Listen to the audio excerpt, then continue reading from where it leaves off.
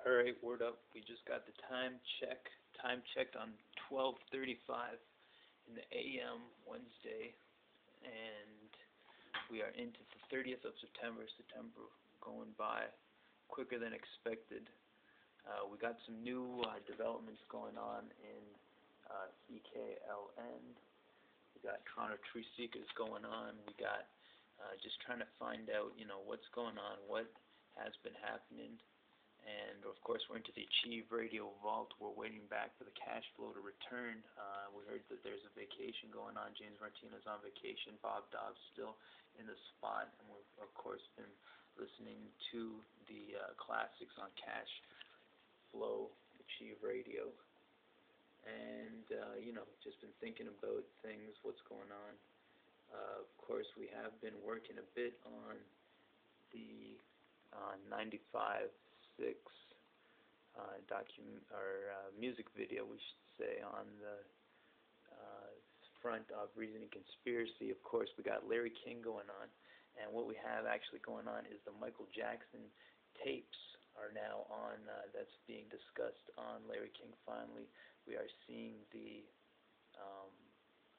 well, I guess you could say we're seeing the video of what's going on. Just doing a few minutes ago episode, of course, listening to who's this? Madonna's on the set. The comments Michael made to the rabbi about Madonna were a lot less flattering. Listen. Madonna made the love happen before we went out. I am not going to do this. Okay, that's out. And I am not going to do this. Okay, we're going to the restaurant. And afterwards we're going to a strip club. I am not going to a strip club. Or the Florida cross-dress. Guys who are doing this. I am not going there. That's how it is to keep it home. That's how it is to keep settled on how it is. This letter was she wrote something about my friends, and I said that she didn't ask me these things. My girl was so kind, and I told you we were at the table eating, so we were kids. Oh my God, why is the doctor like that? Can we have your own? And she said, get out of here, leave us alone. And don't you ever talk to children like this. Shut up, if you shut up. That's how we were at the table. Yeah, that's what I said. But then we went out again, and the first thing we went to the Academy Awards, and she said, she's not a nice girl. Wow. Rabbi, do you be a guest? Do you think his opinion of her might have moderated since those tapes? Well, let's be very fair to Madonna. These comments by Michael were said about his experiences with Madonna years and years ago when she had an extremely testy public image. She was the material girl, the bad girl, and I think Michael was reacting to that. He did say to me that he predicted that once she became a mother, that the nurturing instinct in her would become much more pronounced. And I think that indeed has happened.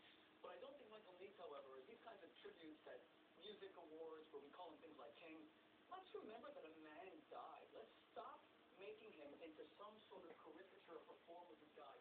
There is a time to mourn this man and to see him as a fallen American icon, so that our culture and our country learns from his example, so that we actually make some modifications, some changes, so that We remember. before the public, so that spiritual purpose comes before fame and fortune. Because otherwise, Larry, he died in vain, and there's nothing redemptive to be extracted from his tragic example. We remember. In this book, a lot of people talking about it involves Hitler. And Michael suggests that he could have transformed the Nazi leader. Listen.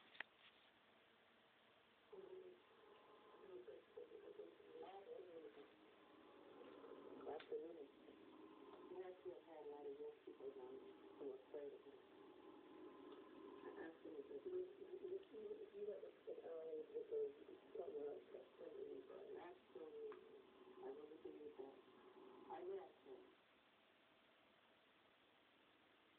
In your comments about that in the book, you suggest that that this was crazy stuff, Rabbi. You say the comment sounds almost messianic. What do you make of it? Well, think about it. First of all, let me say something categorical. Michael was not in any way an anti-Semite, and I'm very, very troubled by seeing some of the commentary on the internet that this suggests that Michael did not hate Hitler. Michael loathed Hitler. In another part of the book, he calls him the devil. He's making a different point. Michael wanted to believe there was good in everyone. And I said to him, I'm sorry, Michael, there are people who who've erased the image of God from their countenance because of the genocide that they had enacted. Michael was not a bad person, but he was hopelessly naive.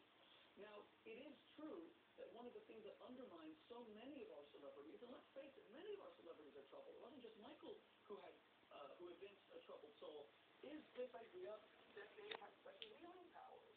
John Research technician. eloquently. Anyways, another interesting story, and I predict we're going to get more and more of these, because the four bodies have merged and kind of lost their boundaries, and this makes a new ground appear, what I'm calling the mystery landscape. And the mystery landscape is something that we don't know what it is. So we're going to get more unexplainable within normal scientific or common sense measures that a literate society has. Is not going to be explained. Like the Michael Jackson disappearance, not explained. Right. Michael sent me to interview his mother, Catherine, for the book. It's one of the most fascinating chapters in the book. And in that chapter, Catherine Jackson deeply laments that Michael disfellowshipped himself from the Jehovah's Witnesses church because the church emphasized humility to Michael. And we all need to know, even great celebrities, need to know our limitations. Word. We got the Michael Jackson tapes going on right here. We got Larry King live going on the set. Of course, we're listening to the Achieve Radio Archive Vault because we got the reruns of Cash Flow. We got a vacation going on by the host, James Martinez. We're hearing Bob Neverett is still in Hawaiian locations.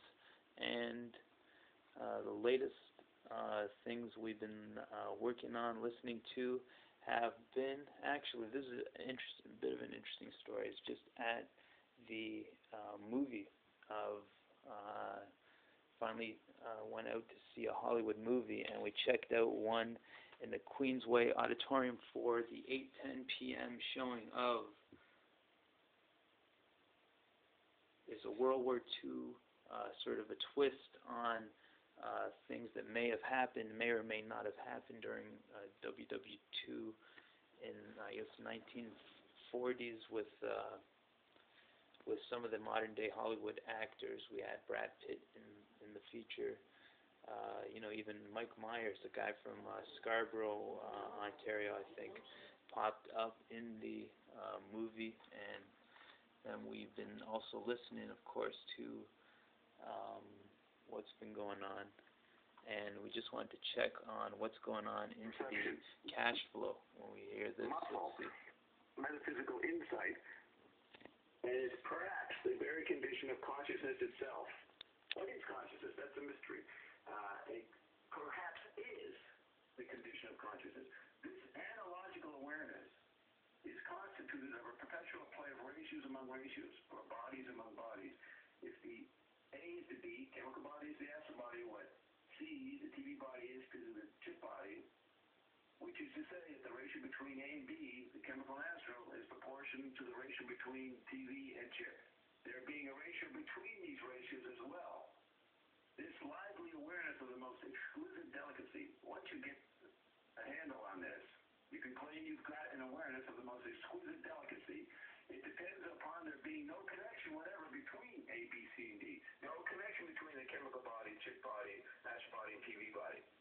If A were linked to B, or the chip body were linked to the TV body, mere logic would take the place of analogical perception. Mere logic. Now, literacy in science is built on logic and on connections.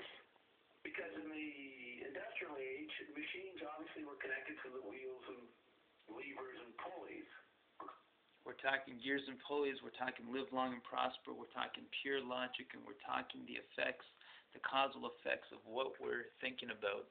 We're also talking about Free Mark Emery, the new campaign that's going on in the Greater Toronto area, actually all around Canada and probably all around the world, because the man has become a political prisoner. The Prince of Pot is prison bound. And we got King Tut coming in. Of course, King Tut will be coming into the National Geographic exhibit at the AGO, Art Gallery of Ontario. And we got a lot of things going down a few minutes ago. CKLN, you're back on Word of Mouth Wednesday. Looking forward to it.